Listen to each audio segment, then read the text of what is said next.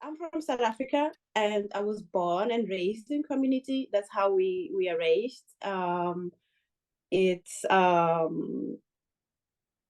basically a system that is based on indigenous knowledge of Ubuntu, which is about I am because we are. And it's about really community building. It's about building the person as a human being on how to walk on this earth. It's about connection with the earth and all living beings. And this is what I wouldn't say taught because I don't teach you, but it's something that I was born into. It's something that my body and my mind and spirit has embedded. It's embedded in me. And when I came to Europe 3 years ago, I was looking for something similar. When my son was born, I wanted him to experience community. I wanted him to know how it's like to share, to live with others, and I also knew that I didn't want to just bring him up in a small micro family system. I wanted him to be raised by a whole community. You know, we say a child belongs to the community. A child is raised by a village, right? And yeah, and that's how that was about, I think, 9 years ago. I'm not quite sure right now. Lost track of time. And I got involved with the eco-village movement in Switzerland. That was my first time. And from then I started looking for community, and I found community in Artera, which was really amazing, which was in the beginning of the project, really. And since then, I've been involved in different ways within the organization itself, the Global Eco-Village Network itself, very much involved with Gen Africa. So I see myself as being in between. You know, I was at Gen Africa and also Gen Europe at the same time. Yeah.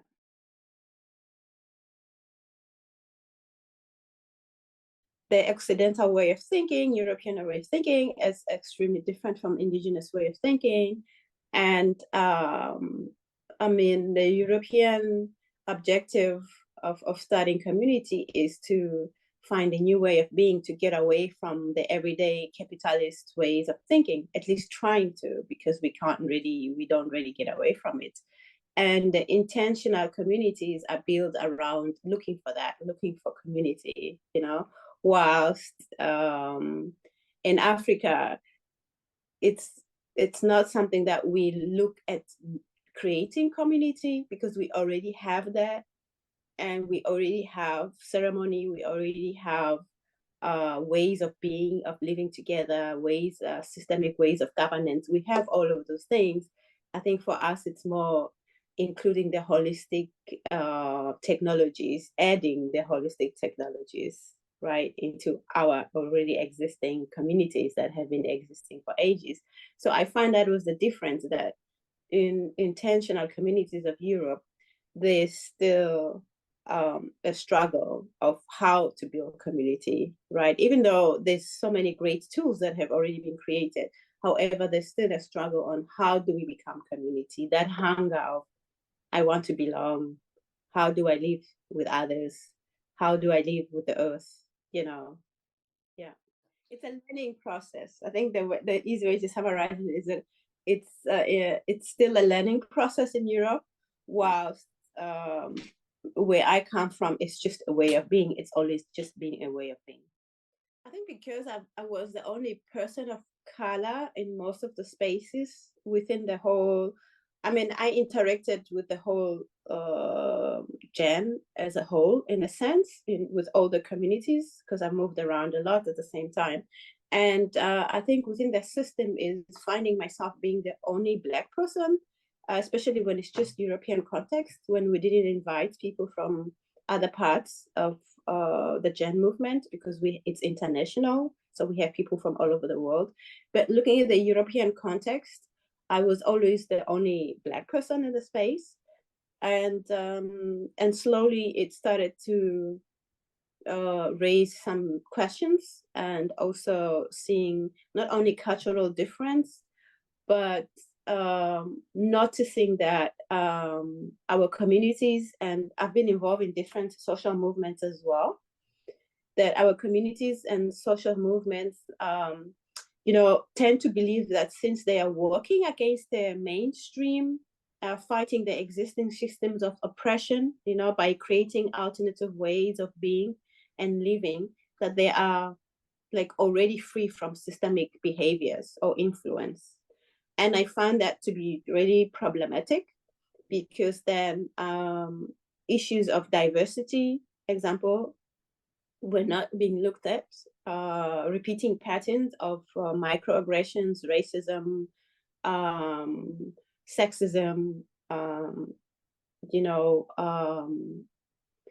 looking at things like, I want to say classism, but in the way of like finances, different ways of how people, backgrounds on their finances. So not really making space to look at those political systemic things, feeling that, no, since we already live in community, we are outside of those systems. And which I found it to be really difficult, because it's not true at all, right? And I found that these were difficult conversations that people were not ready to have. And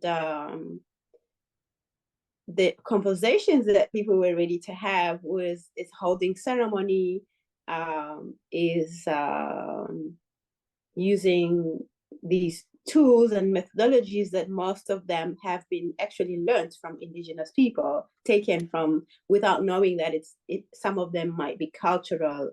It might be cultural appropriation, that there's things that are just not done in a correct and respectful way for the people of the global South.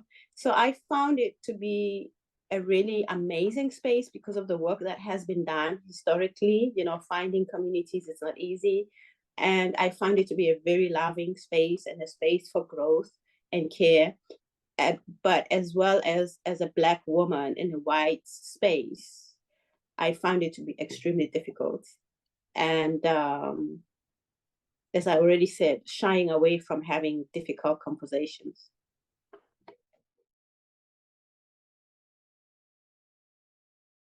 I mean, of course, in the beginning, for me, it was, since we have all these tools of communications, tools of conflict management, that it would be very easy for me to approach people and say, hey, that behavior is actually a microaggression of systemic racism, or that behavior is actually sexist. But I found out I was just, I was met with a wall, right? These are not, like, when you read Dr. Robin DiAngelo's book, Why is it difficult for white people to talk about racism? When that book came out for me, it was such a powerful relief, because I was thinking, yeah, it's like, for me, it should be something so easy to talk about. And yet I found that there was a lot of resistance. And because of that, I started creating not only spaces of ceremony, but holding sacred space to have these difficult conversations, sometimes during the Jan conferences itself. And even then, I realized that only a few amount of people were showing up for these conversations. But a lot of people will show up for ceremony, right? If I held space for ceremony, it will be so full. But if I was holding space to have these difficult conversations, a very small amount of people will show up. However, as we know, after the George Floyd murder and with the Black Lives Matter movement, we are slowly starting to see the importance of having those conversations. It's still difficult within the movement. It's still difficult within our communities, because, as I've already said, right, this belief of saying we are not in the mainstream, we are here because we're fighting the mainstream, therefore it's not us who have these behaviors, it's the other people out there. Meanwhile, forgetting that we also came from that world, right? And so if we put work into spirituality and growth and all the other methodologies, we cannot leave out some things. We cannot choose certain topics and marginalize other topics. It's still a difficult topic to be held, but I've been doing that for years now within the Global Eco-Village Network. And as you have seen now, it's now officially included within discussions when we have discussions like the conference. It's really important for people to understand that we cannot be fighting climate change or climate justice or the climate crisis and marginalizing social justice, because the two are one thing. Actually, I think for me, the word should not be social justice and climate change. It should be a one word, social climate justice, because we need to understand also that we live in Europe, and what's happening in the global south, and what has been happening in the global south when it comes to climate justice, when it comes to the climate crisis, and how, as European people, historically through colonization, right, how has benefited from the people and the lands from the global south, and continues to benefit from the people and the lands from the global south, and how is climate crisis affecting people and the lands of the global south, while still, again, even though climate crisis affects all of us in the world, but the scale is still very much unbalanced. So we need to be able to use all these tools that we have, because we have really amazing tools. We've developed really amazing tools within the Global Eco-Village Network, within our communities, within social movements, that we can use to really have these difficult conversations. And actually, I say difficult conversations because it's difficult for the white-bodied people to have these conversations. Otherwise, it shouldn't be a difficult conversation. It should be a conversation because it's not our fault that there's racism, there's capitalism, there's sexism. We are born into the system that teaches us these things, right? And if our intention is to create these new worlds that we talk about, if our intention is to create change, therefore we need to create spaces to listen to each other and to heal, and spaces to grieve, because we need to grieve. It is a painful process. It's uncomfortable, it's painful, it's traumatic. Therefore, all of these things need to be done. And who can do it? It's us that need to do this.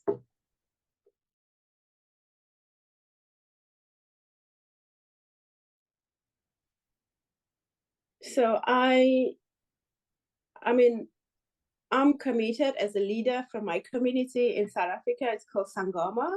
And I'm committed into holding space for people's inner work processes, for their own inner development, connection with themselves. But I'm also committed into holding spaces for group processes, facilitating difficult conversations, community building, facilitating spaces to transform systemic oppressions, and systemic behaviors that we have embodied. Like I've already said before, this is embodied behavior, and we need to create spaces where we can learn, unlearn, and relearn together. And these spaces, they need to be properly facilitated, they need to be co-created, and they need to be the base of it has to be love, and it has to be care, it has to be the desire to really want change. So I see myself as a bridge builder as well within the North-South Healing and Reconciliation. And I see myself as holding that responsibility to create those spaces, to have those conversations. And this is what I do basically. Now that I don't live in community anymore, but I'm continue to support Jen as a consultant in terms of how do we look at social justice in a way that is healing, in a way that is transformative for everybody. And I do this also for different social and social movements, and also communities around Europe and also international, to help organizations as well to know how to hold space for their members or employees to be able to talk about diversity in a way that is transformative, not in a way that is accusatory. It's not about accusing, but it's about how do we move forward together, and how do we acknowledge where we are and how we got where we are right now, systemically and also personally. So yeah, I dedicate my work, basically my time, to change. I dedicate my time to change. I dedicate my time into creating a new world, the best way that I can with the knowledge of Ubuntu, because for me, I find that, especially being a Black woman living in Europe, that there is a hunger for authenticity, there is a hunger for knowing and including the old ways of thinking to move us forward into this world that we want to see.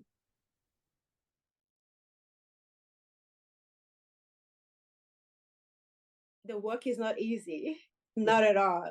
The work is not easy. I have days when I go to bed with a clear mindset of, I'm not doing this ever again. And but then I wake up in the morning, as I say, it's embedded in me, and what else can I do? This is my calling. This is what I'm called to do. But the work is not easy. I don't want to give you an idea that the work is easy, but I'm able to always go back into my roots and my ancestors and know that I'm doing this, and I have my ancestors who came before me. They are always there to support me, and also thinking about the future ancestors, right? I need to answer the question of, what kind of ancestor do I want to be? So for me, every morning it's answering to that question. What kind of ancestor do I want to be, right? When the future ancestors ask me, what did you do when this was going on? I should be able to have clear answers of, how did I not contribute and how did I contribute to make this world the way it will be, because it's an unknown, right? It's an unknown. We really don't know what really is coming. We can have ideas of what's coming, but we really don't know. So I do my best to take care of myself. I do my best. I have my ways of being committed to work, but also as an activist, finding also practicing pleasure activism.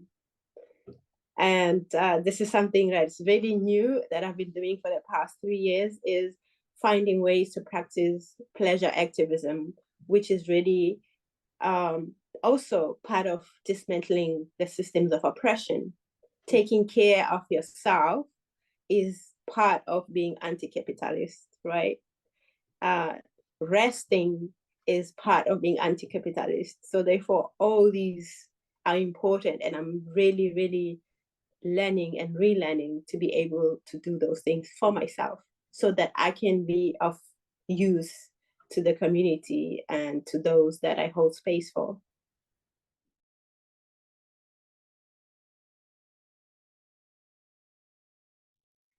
I think when I was young, activism for me was more of a disruptor, right? I was more on the streets. I was more protesting, but now I find that I am in a space where activism for me is more in facilitating, is more in education, is more in holding space for processes, is more holding space for grief and for this trauma of all types of oppressions. So this is how I contribute now to activism, and I find that this is the best way that I can do now. And I don't go so much on the streets anymore. It's just not my thing anymore. But the facilitation of spaces, supporting people individually through their inner processes, inner work, supporting people to build community, supporting people to be more resilient, and holding space for BIPOC, which is the Black, Indigenous, and people of color, to really, because we need spaces of healing. We need spaces of healing from what white supremacy continues to take away from us.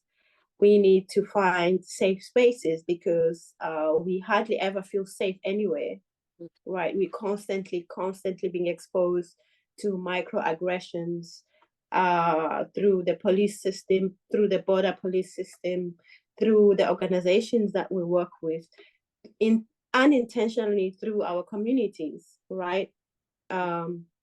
With the resistance of not wanting to see the history of race, the systemic, the repeating of patterns. So we are constantly under the pressure of experiencing really painful microaggressions that then lead into illness, that lead into actually, I was just recently being asked to write a piece about racism in communities for a project, a project.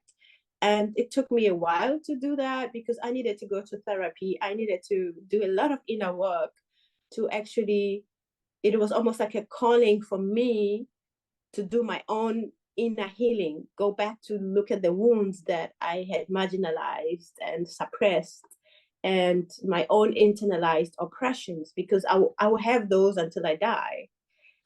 But to really sit down and look at them and to be able to write and tell the story of how does racism, systemic oppressions repeat themselves within community spaces and social movements.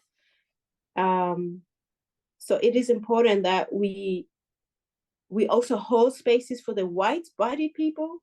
I do that as well, for to be able to process, right? To be able to process the internalization of white supremacy, to be able to process the shame and the guilt of colonial history and what's also continuing, to hold space for gender differences, right? To hold space for those who live in the margins. It's really important that people feel heard and people are held in a proper, loving, in a way that it is safe to touch into our histories, to tell our stories, and to be vulnerable enough to create transformation for everybody.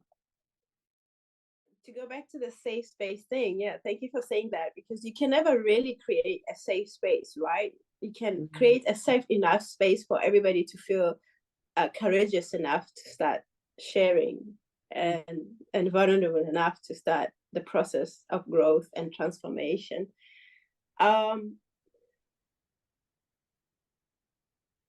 The advice I can give really, for me, from my experience of what I've seen, especially with white-bodied people, is that when issues of oppression, especially racism, is being raised, it's very natural that you feel, because anybody that feels they're being criticized or feels they're being judged, it's a body, we have body chemicals that start moving in our bodies, which then creates defensiveness, which then creates shame and guilt.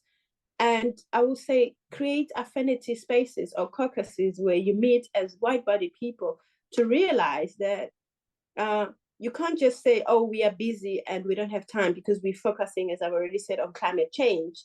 Have a map that I use that shows that it's all connected. You cannot deal with just one thing and think that you are solving, you're creating a new world. You need to have an eagle's view and see all the oppressions and create space to work on all of them, right? Because in the center of all of this is violence, right? It's violence and it's colonial history. So if you don't face that, then you're not really dealing with the root of the problem. You're simply just focusing on what is comfortable for you. See, this is about comfort. What is comfortable for you?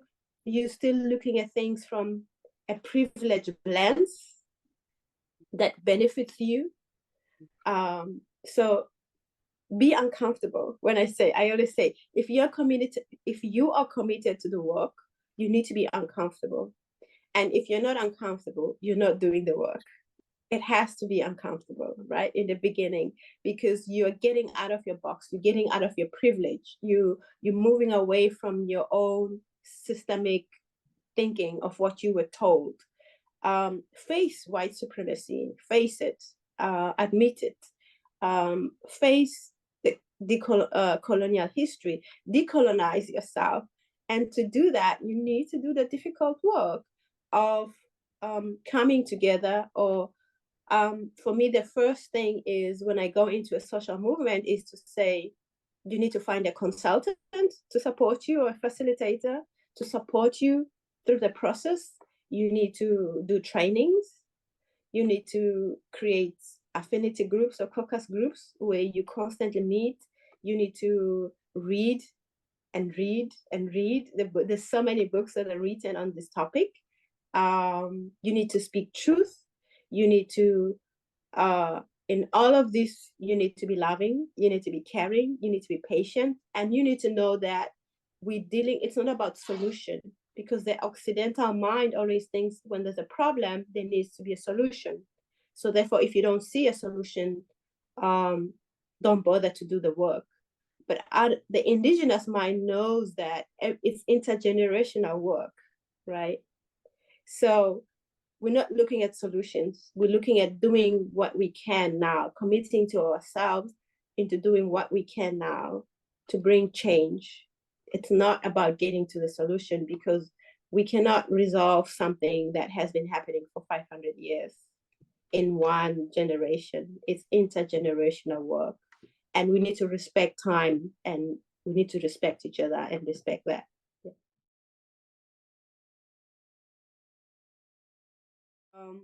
For me, it's the lack of knowing the rhythms of life, right? We are in a crisis, and therefore, indigenously, when you are in a crisis, you don't meet for solution. When you are in a crisis, you go in a space of silence. You go in the space of grief. You take time to grieve. You take time to process the crisis itself and grieve.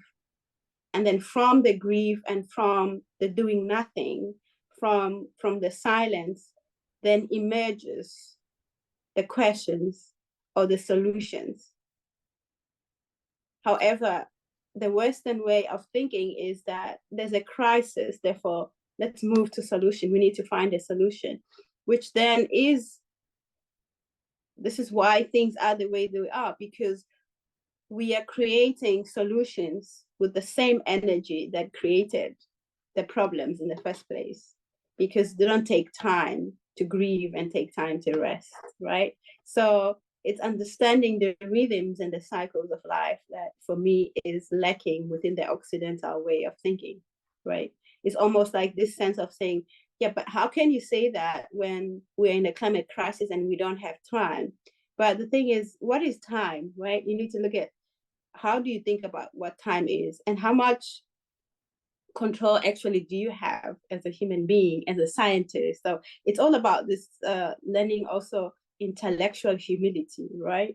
Having intellectual humility and understanding that what is time? What does time mean for me? What time means for me might not be the same thing that what time means for you. But we need to learn to stop. We need to learn to grieve and to empty ourselves. So therefore, when you are empty, you are open to receiving, whether what you need is a question or receiving what's next. And also to sit with the unknown. So we are very uncomfortable when we don't know things. We want to always know. And actually, we cannot know everything, and be okay with the unknown.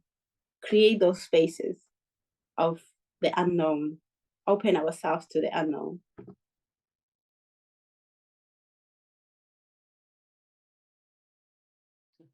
I'm involved in different indigenous movements as myself, as being an indigenous person. I support a lot of movements in terms of, I think what's lacking is the education, the proper education, right? Because when people are not given proper information, therefore they lack the knowledge. So you, as I was saying, you act from your privilege and you act from your box and from your knowing. So indigenous people have not been equally, or have not been heard when it comes to the climate crisis, right? Have been excluded from the discussions, and slowly there is some sense of they are being included, they are being heard, but really it's still not being taken very seriously. And the reality is Indigenous people have been are the ones being responsible for really cultivating and preserving, you know, most of the biodiversity on this earth. Yeah. And have this knowledge, right? Have this knowledge of how to walk and be with the earth. And again, it goes back, right, into the white supremacy, right? Being white is superior. The knowledge that comes from the West is superior.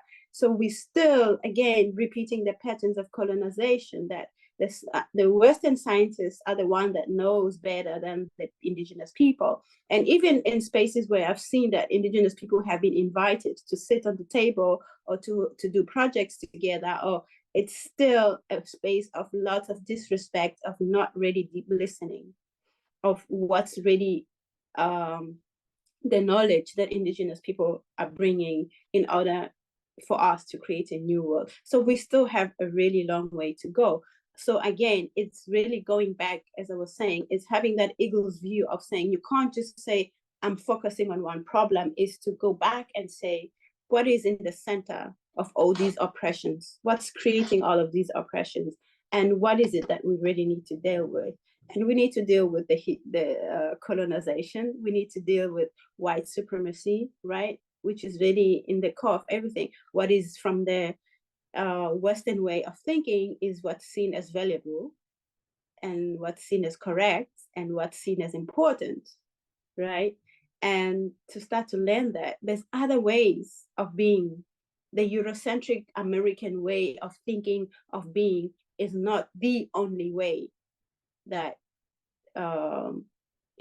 should be accepted as a way of being in this world and as a way of doing things. That there's many other different ways of being, of thinking, of doing things, and we need to be open to that, and we need to learn to listen to each other, and we need to learn to relearn, unlearn, to be with each other, and get away from this systemic belief of othering, right? It's us and them and us. Yeah.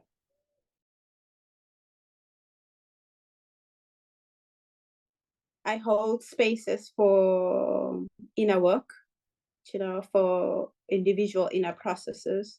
And I also facilitate groups in conflict, and also facilitate spaces to hold difficult conversations.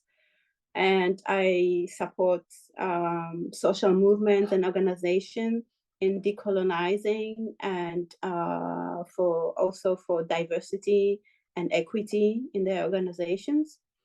And I also do trainings on social justice, systemic behaviors of oppressions, dismantling systemic behaviors of oppressions. I also hold spaces for grief. And in all of this, I hold spaces for people of color to heal and find spaces of healing and find spaces of pleasure activism. And I hold spaces for white-bodied people to find ways to transform from white supremacy, to understand how to deal with their privileges, and how to deal with race issues, sexism, gender issues, in a space that is free from shame, and that is really about supporting each other, learning and unlearning. And I also teach people and take people on nature quests and ceremonies, and how to build community using the system of Ubuntu as well. Yeah. And that's what I commit my time to. And I really love what I do. As tiring as it is, I love what I do. I don't see it as work or a job. I'll never retire from doing this.